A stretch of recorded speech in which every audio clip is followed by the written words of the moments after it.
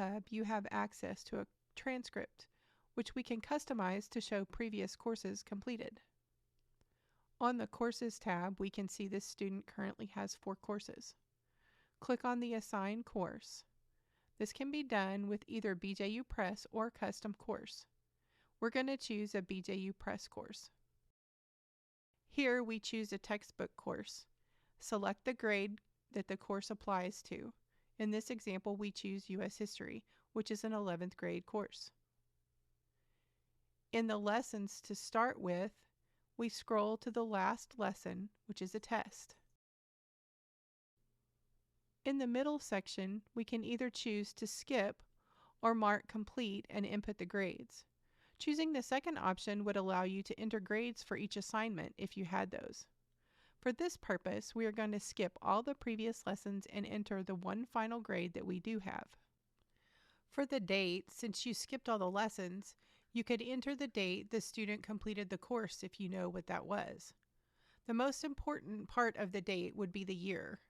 Once you click Assign, you are brought back to the Courses tab. Click on the details and the system takes you back to the final page in the course planner. Here you can see the last assignment. Mark the box so the system will send the assignment to your gradebook to grade. On the Assignments tab under the Ready for Review, the chapter test is now available for a grade. We can change the possible points. Here I will give him 100 possible points, and his final grade in this course was a 91. Now you make sure to save this, so click the Save button. The assignment will now be removed from the Ready for Review. Click on the Courses tab again. The course now has a grade. Back in the course overview, we need to complete the course. Click on the Complete Course button at the bottom. Here you are presented with several items that need your attention. We can mark this off since we aren't concerned about printing reports or getting access to the gradebook. The Next button appears. Click Next and then Complete Course. You now have added this course to the transcript.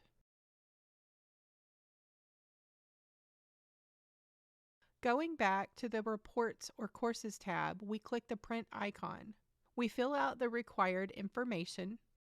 On the date, we can use the calendar tool or we can type in the date. For this example, I want to go back to the 2017-2018 academic year. You can choose to exclude courses here or choose them all and print. Now we have a transcript. All of the courses with grades on this transcript were created exactly like this. Courses that are marked incomplete are the student's current courses. Once he finishes those, we will apply the same process to complete his transcript.